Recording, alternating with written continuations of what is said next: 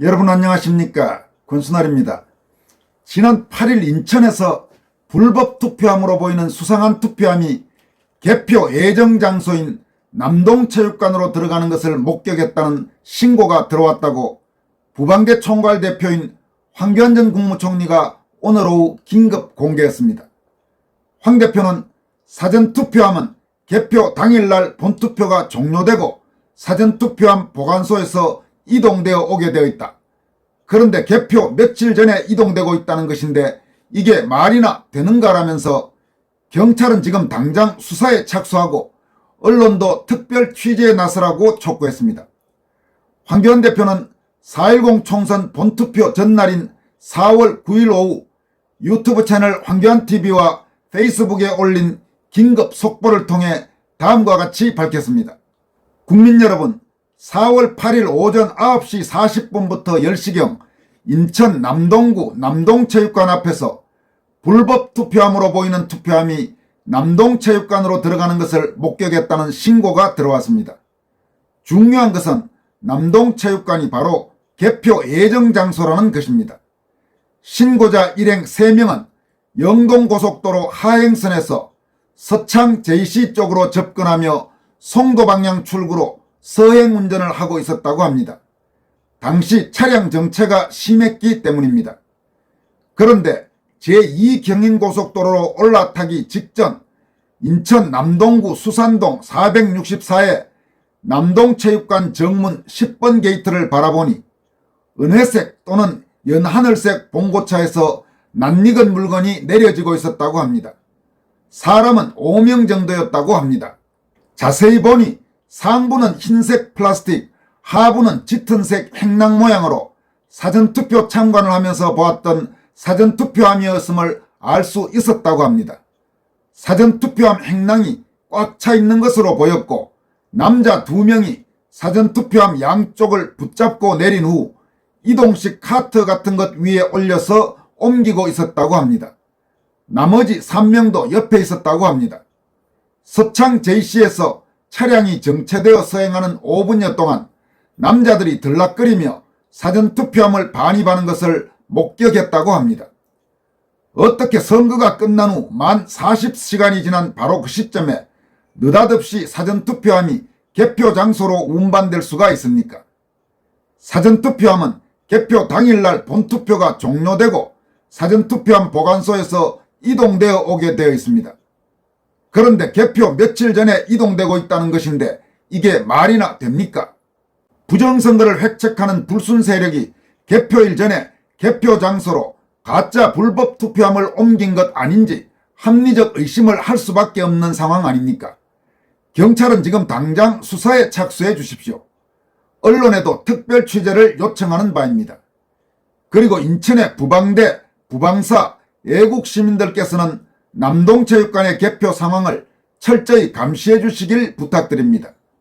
불꽃감시단의 활약을 기대합니다. 전국의 개표 장소에 개표 참관인으로 참여하시는 분들께도 간절히 부탁드립니다. 개표 장소에서 불꽃 같은 감시를 해주시길 부탁드립니다. 대한민국의 미래가 여러분께 달려 있습니다. 여러분, 황교안 대표가 오늘 공개한 이 내용은 대단히 상황이 구체적입니다. 그러니까 시간도 특정되어 있고 장소도 특정되어 있고 어떤 행위들도 특정되어 있습니다. 따라서 현 시점에서 함부로 예단은 하지 않겠지만 이게 명백히 불법 투표합니다 이렇게 예단은 하지 않겠지만 뭔가 황 대표의 지적대로 납득하기 어려운 많은 지금 상황들이 있습니다. 개표 당일날 옮겨져야 될 만약 그 투표함들이 개표 전에 8일에 이미 옮겨졌다면 그 자체로 문제가 될 수 있습니다. 따라서 황교안 대표가 촉구한 대로 경찰은 이 사건에 대한 신속한 수사에 착수해서 그 전모를 밝혀줄 의무가 있어 보입니다. 이걸 그냥 대략 덮고 넘어간다는 것은 좀 말이 안 됩니다. 너무나 지금 구체적인 상황들이 폭로가 됐고 이미 공개가 됐기 때문에 그에 대한 실체적 진실을 반드시 밝혀내야 할 필요가 있습니다. 황 대표는 또 경기도 시흥시 선관위에서 사전투표함 보관소 감시를 위한 CCTV 모니터 화면을 A4 용지로 가려 놓았다는 내용도 폭로했습니다. 그는 이와 관련해 다음과 같이 밝혔습니다. 국민 여러분, 4월 7일 경기도 시흥시 선관위의 사전투표함 보관소 감시를 위해 시민감시대원 7명이 시흥시 선관위를 방문했습니다. 그곳에 가보니 투표함 보관소 CCTV 모니터가 복도 등에서 민원인이 볼 수 없도록 방향이 사무실 안쪽으로 향하도록 놓여져 있었을 뿐만 아니라 그 화면조차도 A4 용지로 가려져 있음을 발견했습니다. 시민감시대원들은 선관위 직원에게 모니터에서 A4 용지를 제거하고 방향도 복도 쪽으로 돌려서 민원인들이 자유롭게 시청할 수 있도록 해달라고 요구를 했습니다. 그러나 선관위 직원은 모니터를 보려면 시청 신청서를 쓰라고 했고 방향은 돌릴 수 없다고 했답니다. 이렇게 이야기가 진행되는 동안 건장한 선관위 용역이 시민감시대원들을 둘러싸고 위협적인 분위기를 연출했다고 합니다. 선관위 직원과의 대화에 진전이 없자 시민감시대원의 대표는 선관위원장 및 사무국장과의 면담을 요청했다고 합니다. 그러나 선관위 직원은 시민감시대원 대표의 면담 요청도 일방적으로 묵살하고 메시지를 남기면 전달해 주겠다고 말하며 퇴실을 요구했다고 합니다. 아니, 24시간 CCTV 모니터를 모든 시민들에게 개방하겠다고 하더니 왜 보지도 못하게 A4 용지로 화면을 가려놓고 고압적인 자세로 시민감시대원의 정당한 감시활동을 방해하는 것입니까? 그럴 거면 왜 모니터를 공개하겠다고 거짓말을 했습니까? 이렇게 황교안 대표가 폭로했습니다. 이어서 전해드릴 내용은 여성 의사로서 문재인 정권 시절 백신 강제접종 반대 등 자유시민사회 운동에 적극 참여해온 이연애 순천향의대 부천병원 교수가 총선 본투표 하루 전인 4월 9일 오후 인터넷 매체 어셈블리 인사이드에 긴급 기고한 의사를 공공재로 만들려는 정당에 표를 줄 수 없다라는 제목의 기고문입니다. 이연애 교수는 이번 긴급 기고문에서 최소 20년 이상 소위 보수정당을 지지해온 의사들이 폭압적인 의대 정원 시도에 맞서 보수정당에 등을 돌리고 있고 이에 따라 기권하겠다는 소극적 저항파와 아예 민주당이나 조국혁신당을 찍겠다는 적극적 응징파로 나뉜 상태라면서 자신도 한동안 갈등했다고 전했습니다. 이 교수는 그러나 분노와 흩탈금에 우리가 완전히 잠식된 상태지만 의료뿐만 아니라 의사까지 공공재로 취급하는 좌익정당에 표를 줄 수는 없다면서 우리 모두 집단 우울증에 빠져있지만 홧김에 서방질은 안 될 말이다. 쓰레기차 피하려다 똥차에 치인다면 얼마나 억울할까. 최선도 없고 차선도 없다면 차악을 선택해야 하지 않을까라고 강조했습니다. 그럼 이연애 교수의 기고문 전문을 여러분들에게 소개해드리도록 하겠습니다. 올해 2월 초부터 의과대학 입학정원 확대 정책이 강행되고 있다. 이에 반발하는 의사와 의대생에게 보건복지부는 이름도 생소한 각종 명령을 남발하며 겁박을 일삼고 국민들은 의료계를 돈밖에 모르는 파렴치한 집단으로 매도하고 있다. 현재와 미래의 의사들은 심한 정신적 외상을 입고 보이지 않는 피를 철철 흘리는 중이다. 과다 출혈로 인해 회생이 불가능해 보인다. 그런데 제22대 국회의원 선거가 당장 내일이다. 어느 당에 표를 줄 것인가? 의사들은 최소 20년 이상 소위 보수정당을 지지해왔다.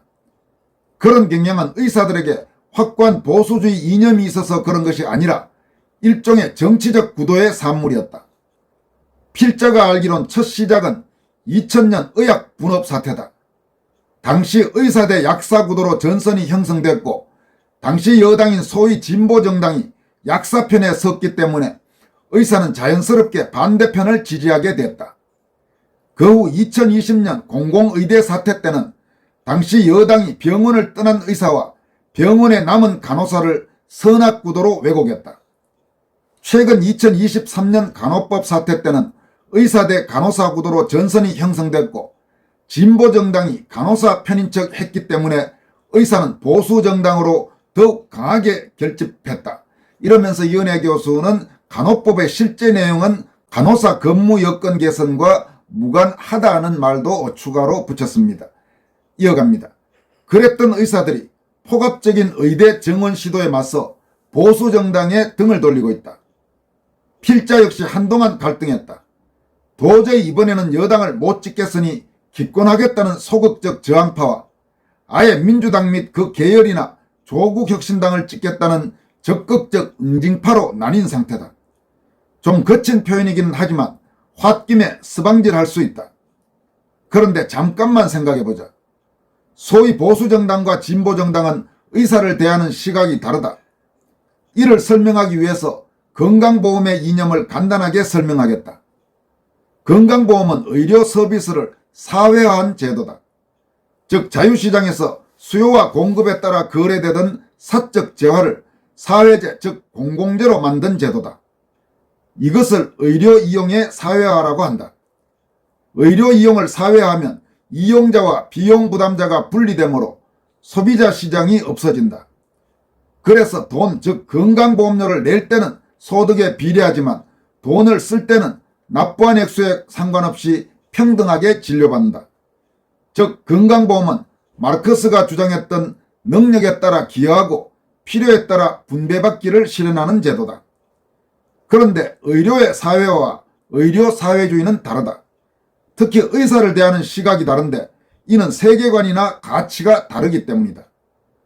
전자는 의료가 인간의 기본권이라는 세계 인권선언에 입각해 건강보험이 제공하는 의료를 공공재로 취급하지만 의사를 공공재로 취급하지는 않는다. 그래서 의료 이용만 사회화하고 공급자 시장은 인정한다. 이를 위해서 요양기관 계약제를 원칙으로 한다. 따라서 우리나라처럼 요양기관 강제지정제 하에서는 건강보험이 제대로 운영되지 않는다. 반면에 후자는 유물론적 세계관에 입각해 모든 공급 체계를 국가가 완전히 장악하는 개념이다. 의료뿐만 아니라 의사도 역시 공공재다. 그런데 대한민국 헌법은 자유시장 경제를 채택하고 있기 때문에 의료의 사회화까지는 용인하지만 의료 사회주의는 용인하지 않는다. 현재 여당은 헌법을 수호하려는 친대한민국 세력에 상대적으로 가깝다. 반면에 야당은 대한민국 건국을 부정하는 명백한 반대한민국 세력이라고 할 수 있다. 게다가 어느 신당의 대표는 자신이 사회주의자라며 스스로 커밍아웃했다.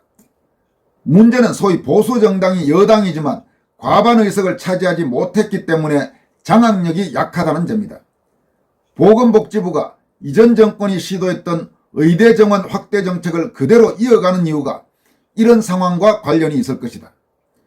이는 보건복지부 차관과 함께 방송에 출연해 의대 정원을 찬성했던 토론자가 야당 측 비례대표로 확정된 점에서도 유추할 수 있다. 보건복지부는 건강보험 의료를 공공성이 강한 사적 재화라는 어정쩡한 명칭으로 부른다. 그러면서 공공성의 방점을 찍으려고 하지만 실제로는 정부와 의사 모두 사적 재화로 간주하고 있다.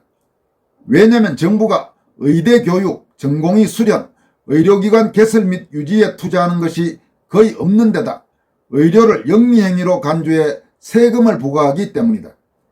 그런데 최근에 자해적인 의대 정원 시도로 인해서 우리가 알던 전공의를 갈아서 유지한 덕분에 가성비가 높았던 건강보험 제도가 급격하게 뇌사 상태에 빠졌다.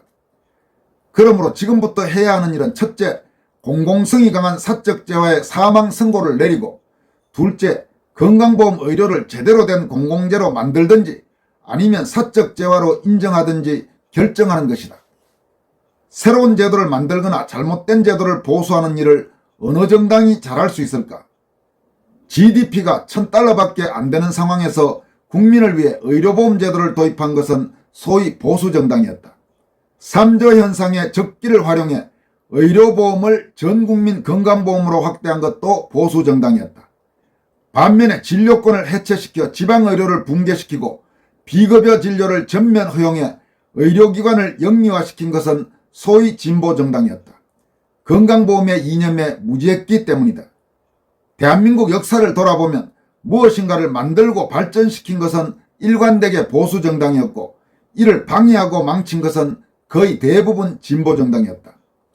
반대한민국 세력은 벌써부터 총선 승리를 장담하며 대통령 탄핵을 입에 담고 있다. 그렇게 되면 대한민국에 다음 선거가 없을 가능성이 높다.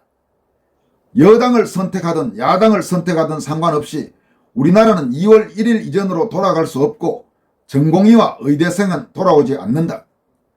따라서 공공성이 강한 사적재화를 공공재로 만들지 사적재화로 만들지 선택할 기회를 얻으려면 담대한 결단이 필요하다. 분노와 허탈감에 우리가 완전히 잠식된 상태지만 의사를 공공재로 만들려는 정당에 표를 줄 수는 없다. 전공의와 의대생이 돌아올 수 있는 환경을 만들기 위해서도 그렇다. 우리는 모두 집단 우울증에 빠져 있다. 그러나 홧김에 서방질은 안 될 말이다. 쓰레기차 피하려다 똥차에 치인다면 얼마나 억울할까. 최선도 없고 차선도 없다면 차악을 선택해야 하지 않을까. 왜냐하면 우리는 의사를 비하하는 단어가 될 수 없기 때문이다. 후배들과 대한민국의 미래를 살려야 하기 때문이다. 우리는 단지 대한민국 의사가 아니라 대한민국 국민이기도 하기 때문이다. 여러분, 이은혜 교수의 이번 긴급 기고문 어떻게 들으셨습니까? 상당히 가슴에 와닿는 내용이 많습니다. 그리고 현직 의사로서 또 현직 의대 교수로서 여러 가지 고민도 느껴지고 그럼에도 불구하고 대한민국 전체를 생각하는 애국심도 느껴지고 참 여러 가지로 많은 것을 생각하게 하는 내용입니다. 특히 가슴에 와닿는 부분은 우리는 모두 집단 우울증에 빠져 있지만 홧김에 서방질은 안 될 말이다. 이렇게 강조한 내용입니다. 적어도 좌익 정당에 표를 주는 일은 그건 해서는 안 될 일이 아닌가 이렇게 생각합니다. 여기까지 하겠습니다. 고맙습니다.